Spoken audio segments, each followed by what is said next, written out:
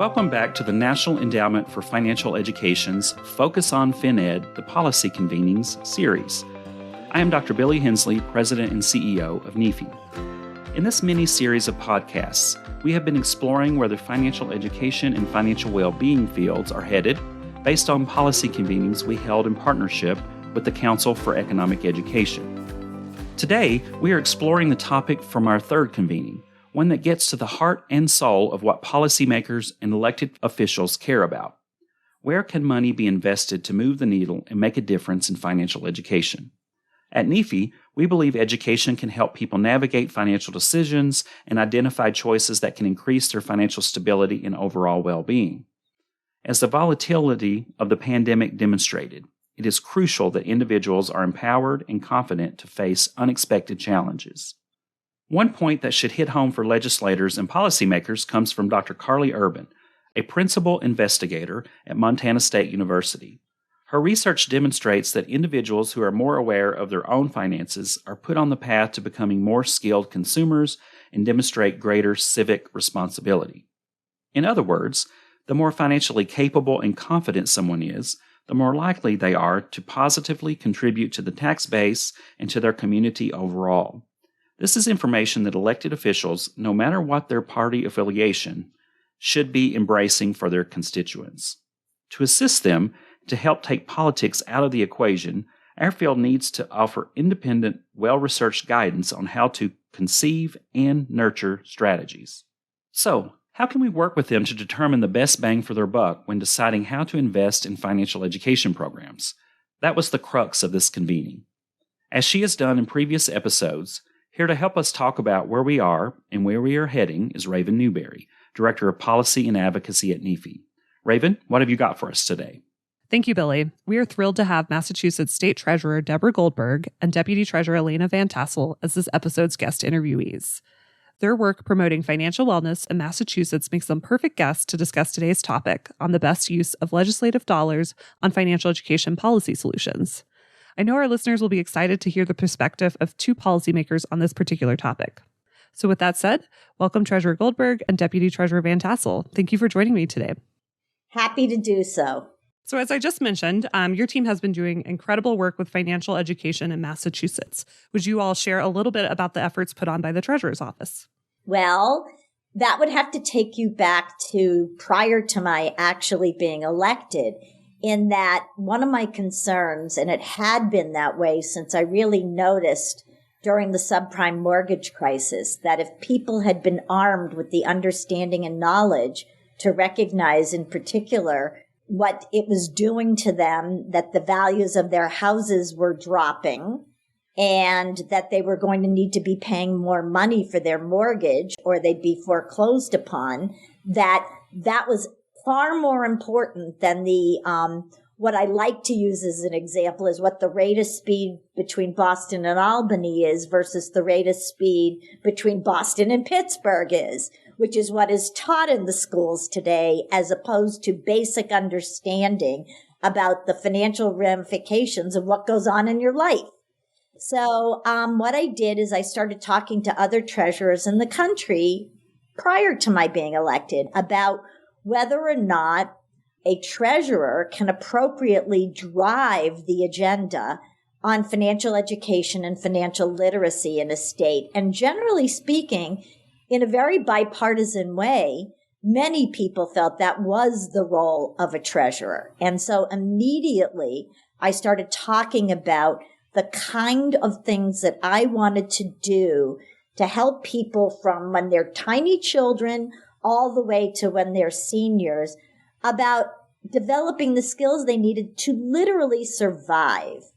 Because if you can't survive financially, life is hard to survive. Families are hard to sustain. And so immediately upon being elected and being sworn in, we created the Office of Economic Empowerment, the first of its kind in the country, focused on, among other issues, financial stability and providing financial education for people all across Massachusetts. We convened a group of about 35 people with expertise throughout the state, for-profit, nonprofit educators, I walked in the room and I said, okay, you've got 6 months. I want you to do an assessment. I want the recommendations. And then when you're done with that, I want the action plan for execution. I appointed Elena before I even was sworn in, and she knew I was serious about this agenda and that we were going to hit the ground running. And in fact, 22 recommendations emerged, and 21 of the 22 we executed in a pretty rapid clip. The one that is the challenge, and I'll talk about it a little bit later, is mandating financial education in the schools. But what we have done is we've provided countless scam and fraud protection workshops for older residents. We've had grants to increase the availability of financial education for veterans, military personnel, and their families. They have very unique challenges. And we reached, until the pandemic, 50,000 high school students with experiential learning, a daytime program called Credit for Life Fairs, which on the outtakes we have learned are extremely impactful and useful. We've had 35 virtual workshops throughout the pandemic to give people throughout the state the resources and information they've needed in order to have direct access to experts and community leaders. And we've done even more financial literacy offerings than I've mentioned. But the other thing we do is we tie it all together. For example, I created something that we now call our Baby Steps Savings Plan, which seeds newborns' accounts. In that context, wrap financial education around the child and the family. And so at every contact point that we have, we feel that providing financial understanding is a critical component of everything we do in our office. That's incredible. I love how holistic so many of those initiatives are. And you previewed this a little bit, but I am curious. One of our policy convenings that NEFE and the Council for Economic Education put on, one of them was specifically focused on alternatives to state financial education mandates because of the challenges inherent to those. Can you talk a little bit about those and why that felt like a particularly sticky policy approach? You're referring to mandating financial education in the schools. Yes, high school or K-12 financial education mandates that usually tie a financial literacy course to graduation requirements. Yeah. So we're all in on that. We have filed a bill. We have provided testimony. Others have come in and testified. What I can tell you is a couple things. Number one, I was a leader at the local level. And one thing that local leaders don't want is unfunded mandates from the state. And so one of the major issues locally is an unfunded mandate. So you have to figure out a way to get it funded. Number two, we are a state that has standardized testing. When that was instituted, a lot of focus, good or bad, is on teaching things that are on the test. So the time to put the time to one side for teaching financial education is a challenge. Number three, developing training programs so that the teachers and the staff in the schools have consistency across the board in terms of actually teaching the curriculum. We did a couple of things. We actually did a survey, which the survey results and the presentation on that was superb. We have fantastic researchers internally that have done this. It's mind-boggling what we learned and what we've been able to share about what is being taught in the schools, who's teaching it in the schools, and the unevenness is not surprising. More affluent communities have the capacity.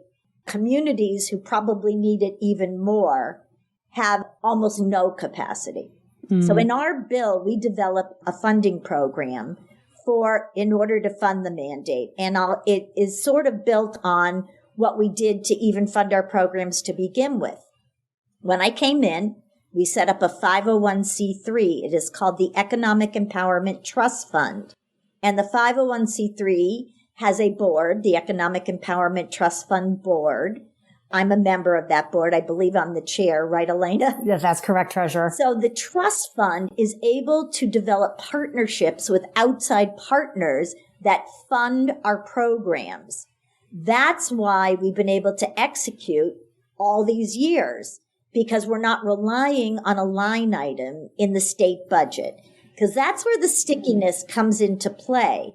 What we believe is that there are a lot of people and organizations and foundations out there that, should the state be willing to mandate financial education in the schools, you could build a public-private partnership in order to pay for that kind of programming. And so that is part of the bill that we filed.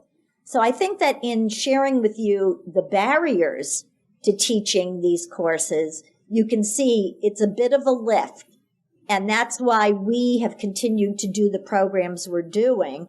One of the things we did during COVID is immediately started Money Talk Tuesdays, so that we were available to talk to people who were on furlough, to talk to people, how are they going to pay their rent, to share with them programs that we knew about and ways in which that we could be helping them locally. Literally, we encourage people to more and more to look at our unclaimed property division, which is in my office, so we could get checks out to them faster and faster. Same with veterans benefits. We have one of the most robust veterans benefits programs in the country. I think it is number one in the country.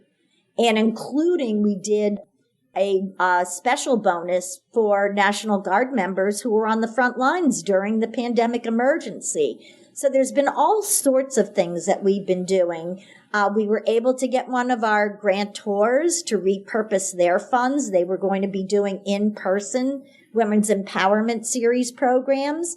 And we repurposed it to do a small business for women of color in Gateway Cities grant for their small businesses to keep them going during the pandemic.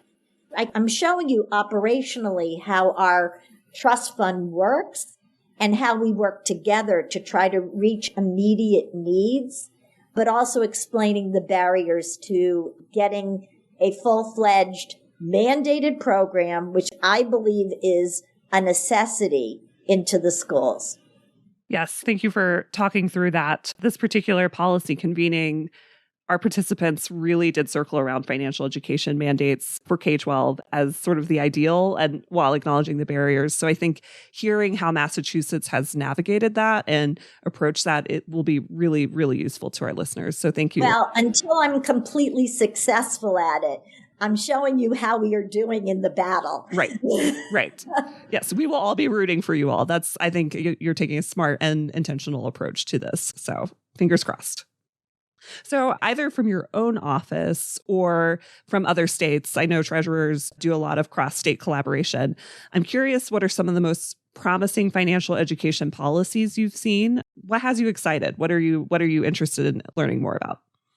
So I'm going to go back to baby steps again. I think what's the missing element on many programs that are out there is the inclusion and the understanding of how financial literacy and financial education, and by the way, there are many good online programs that can be wrapped into other policy-driven programs, how that needs to be part and parcel of everything. For example, would one immediately say that the wage gap is caused by a lack of financial understanding? No. However, in our empowerment program, what happens is that we empower women on how to advocate and ensure that they're not suffering from a wage gap, but we also help them understand how it affects them along their entire lives, including their retirement. When we're teaching about retirement savings, we encourage people to save for their retirement with the understanding that many women are in either lower paying jobs by choice, for example, in the nonprofit sector, and that it is even more critical for them because even with the pandemic, women have greater longevity than men. So under sort of having a global grasp of issues and topics and how they weave together are ways in which we take advantage of educating people. Even with people of affluence, they may be providing their kids with tutors and they're doing great in French history, but are they teaching their kids anything other than when they're wheeled up to a brick wall and a plastic card goes in and out magically pops money? Are these kids going into college and graduating from college actually knowing how they're going to run their financial lives? They're not. They actually are not. They may be one of the best educated groups of kids that we've ever had, and they don't understand their financial lives at all. So it's putting this forward and people really grasping that. Even I want to share with you, I use that rate of speed example, and I talked to people over at our Department of Elementary and Secondary Education. I said, look, if we can't mandate it in the schools yet, at least embed it in the various curriculums you have. I said to them, I'm 60, whatever. I never needed to know the rate of speed. Substitute that word problem, because it's a word problem, and put in Mary's parents bought a house for $100,000. They put down 5%. The value of the house dropped to 50. What additional, you give the mortgage rate, you do all of that. What additional money are they going to have to pay per month? I mean, literally, there are ways to do this, even if you can't get a full mandate.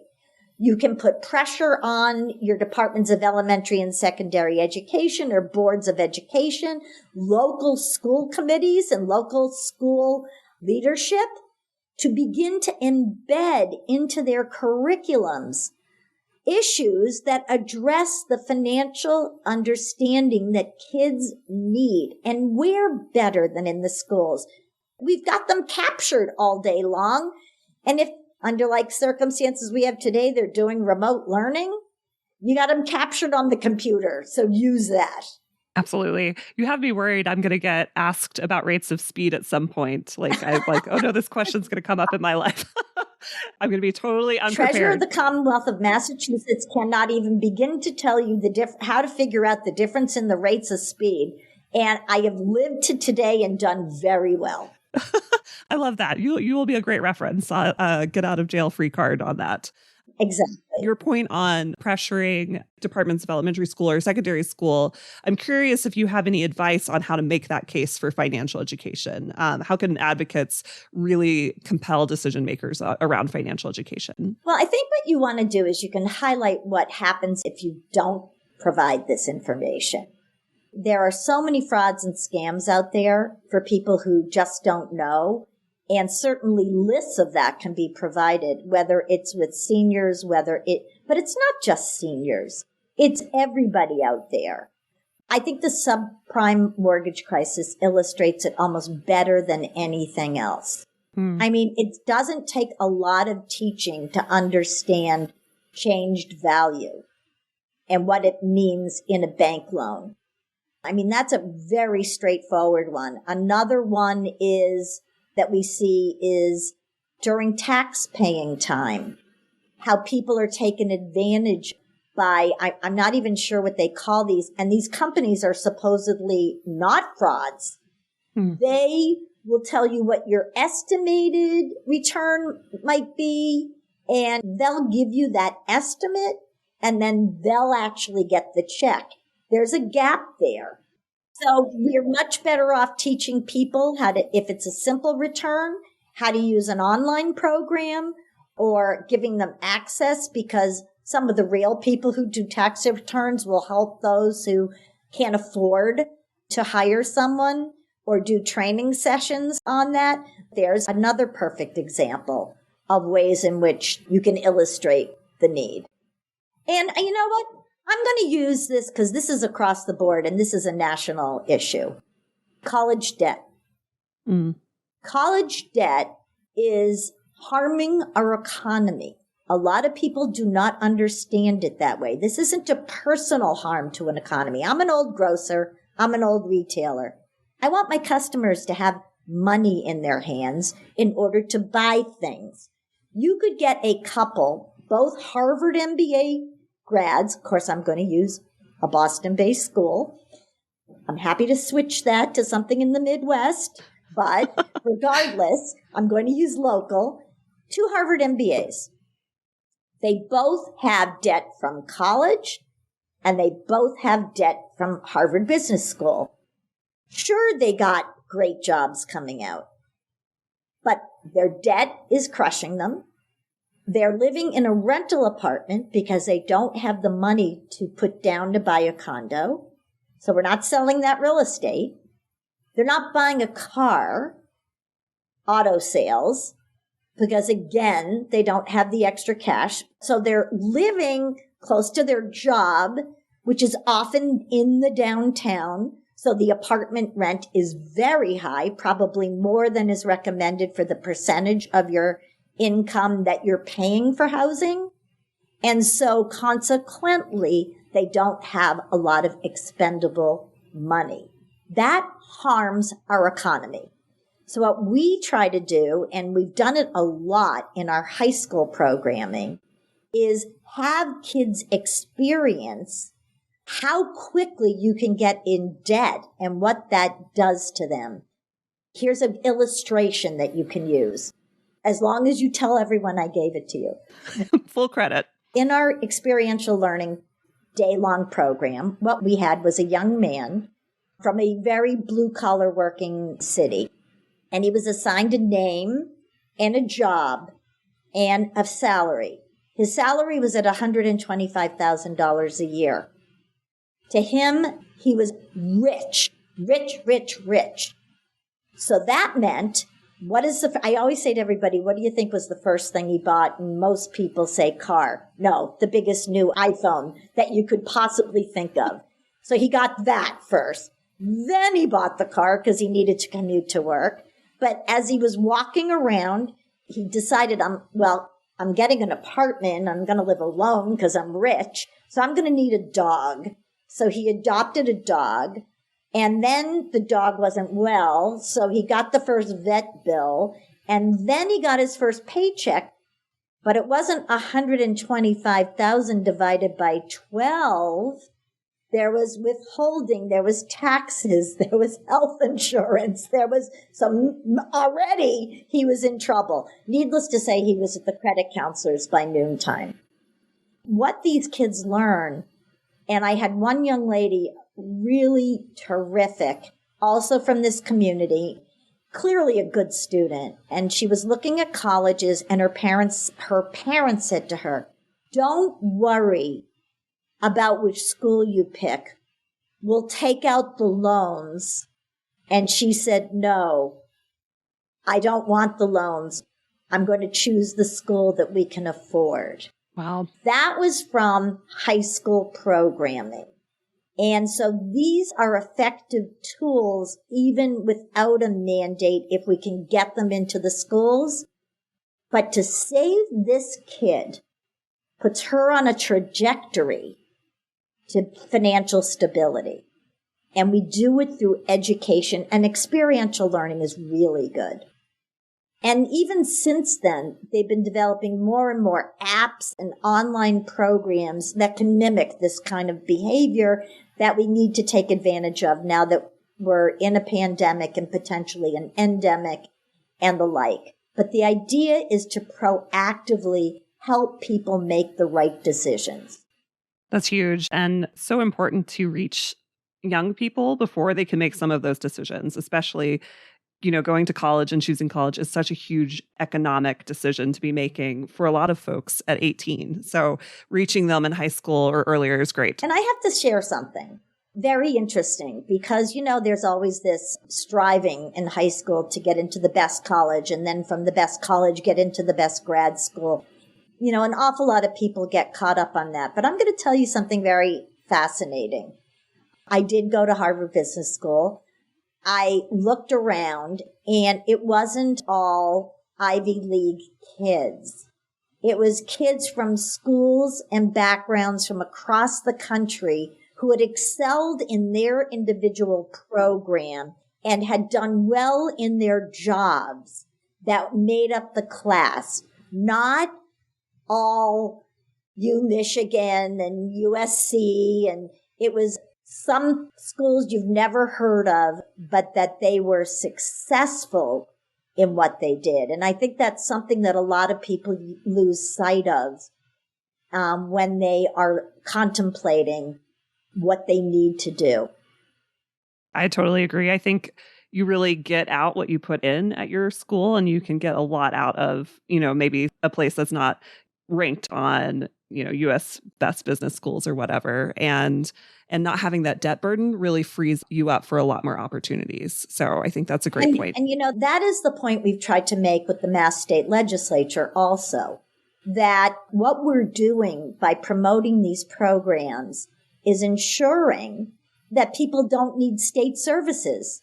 It's a proactive approach where if people are able to be economically stable, they are successful and they're not reliant on the various state services that so many need.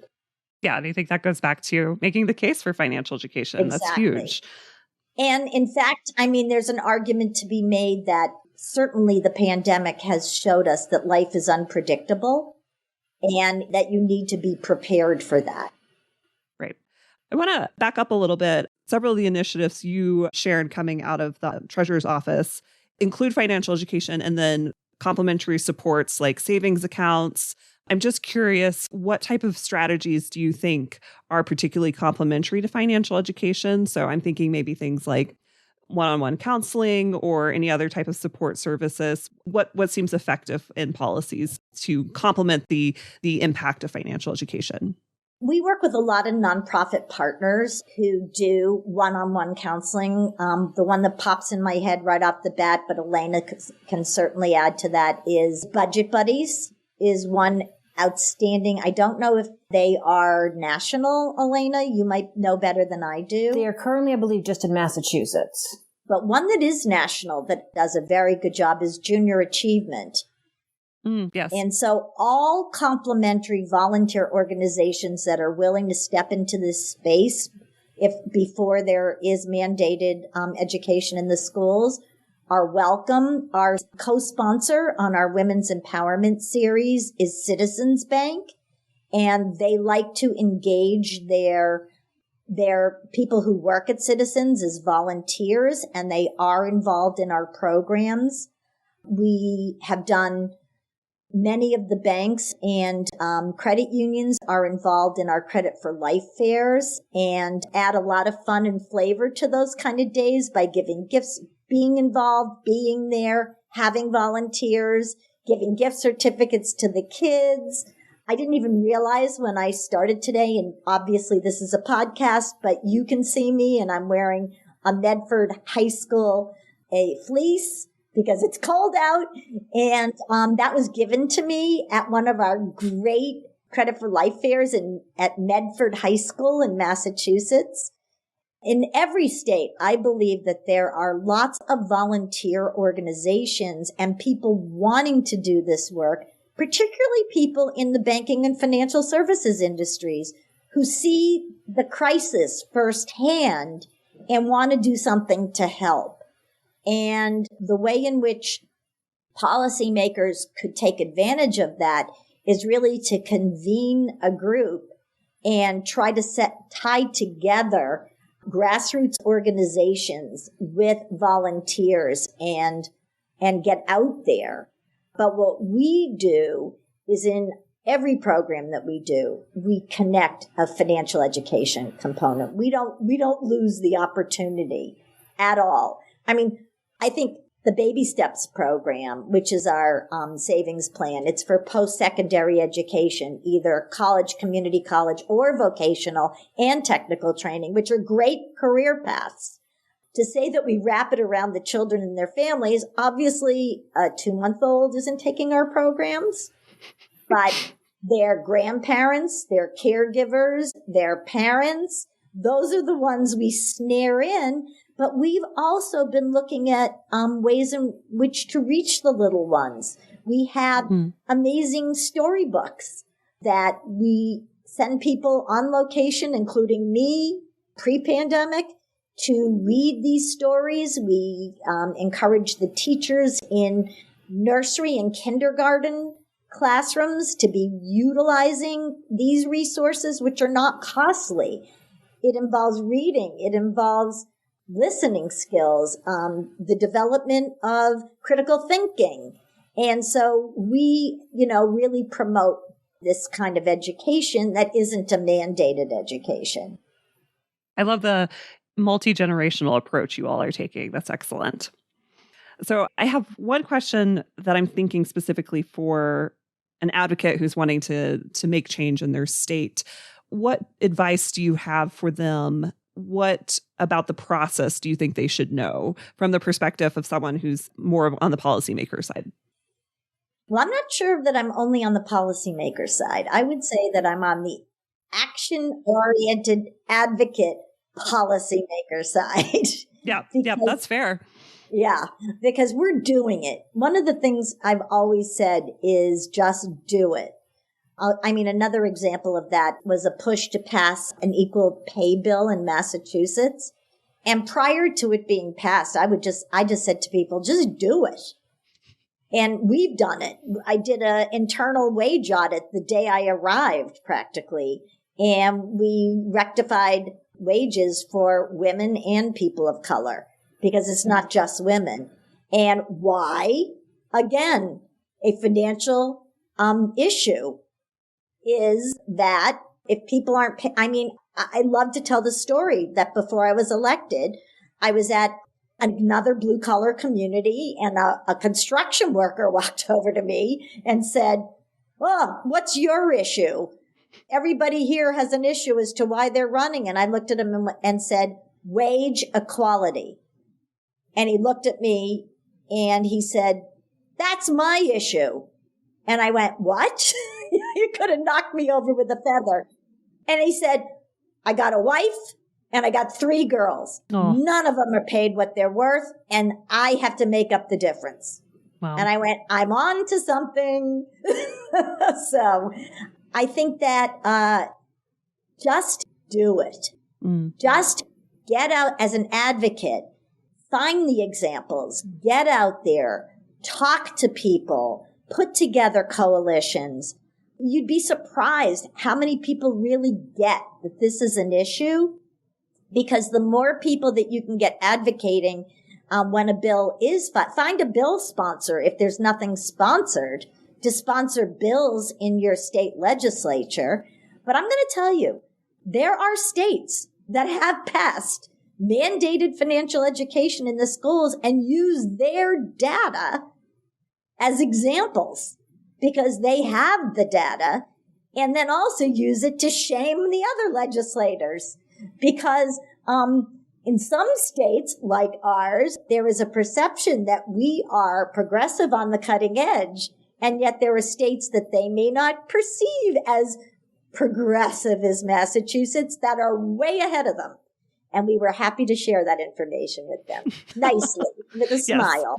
Didn't I, Elena? Absolutely. And I just want to add, Treasurer, to your comments. You mentioned building a coalition, and that might sound like something that is quite challenging. But quite frankly, when we started building the Financial Education Task Force and I started making calls, not a single organization or individual said no to me. In fact, many people didn't even let me get through my elevator pitch. And I was about 2-3 weeks on the job. So I was brand new. It was yes, yes, yes. And then when we announced the task force, my phone was ringing off the hook with people who wanted to get involved. This is, as the treasurer said, this is an issue that many people do care passionately about. So if you get the word out there that you're trying to make change in your city or your state, my guess is you're going to find people that want to help you and help move the ball down the field. So good to hear. And I think, so many people have had personal experience with wishing they knew more about finances and navigating money management. So I think you're absolutely right. A lot of folks out there are ready to help with this and want to see it be more of a thing in their state or their local community. Totally agree. Elena had worked in the legislature. It's unheard of to have a task force pull together and come up with all their recommendations in 6 months. Many of them on the task force looked at me like, really? I went, yep. And then I want an action plan. And if you think you're graduating off this task force, no, you're not. You're part of the solution. That's amazing. That's awesome. Thank you all so much for sharing the incredible work you're doing. I think this is such a helpful sneak peek into the process and hearing about the initiatives that's happening in Massachusetts. And I just want to round out this episode with one last question, which is, where can listeners follow along with the work that you all are doing? We actually have wonderful handy dandy websites. Perfect. Awesome. So we have a couple places. Number one, My Financial Life MA. Don't forget the MA. That's not for Ma. It's for Massachusetts. myfinanciallife.org. We also have, if you want to just take a peek at our equal pay, ma.com. That is our equal pay website. Does Baby Steps have its own website, Elena? Yes, it does, Treasurer. BabyStepSavingsPlan.org. And we can also be followed on Twitter at EmpowermentMA. Great. Treasurer Goldberg, your Twitter profile is also very helpful. I checked it out. I saw a lot of these initiatives highlighted. So I think that might be another one for listeners. Again, thank you to both of you for joining and sharing your insights. This was a real pleasure for me to learn more about the work at Massachusetts and to hear directly from you, Treasurer Goldberg, on your action-oriented advocacy / policymaker approach. I think it was just really excellent, and our listeners will really appreciate this. Well, thank you for having us. And this is a team effort. Elena has been with me since day one. She actually followed me when I was running for office and applied because she was so excited. And we intend to keep her busy for a long time to come. Awesome. That's all for this episode of Focus on FinEd. I'll turn it back to you, Billy. Thanks, Raven. Recaps of each of these convening discussions is available on our website at www.nefe.org under Initiatives. Stay tuned for our next episode when we discuss financial education in rural areas. This was a topic that brought a number of people together to learn and listen. You won't want to miss it. I'm Billy Hensley. See you next time. Focus on FinEd, the Policy Convenings, is produced by the National Endowment for Financial Education, a 501c3 nonprofit that is the independent, centralizing voice, providing leadership, research, and collaboration to advance financial education and financial well-being. The opinions and statements made on this podcast are those of the podcast participants and do not necessarily reflect the views of NEFE or constitute statements supported by NEFE. Links to our event summaries and any other documents discussed in this session are available in the show notes. For more information, visit www.nefe.org.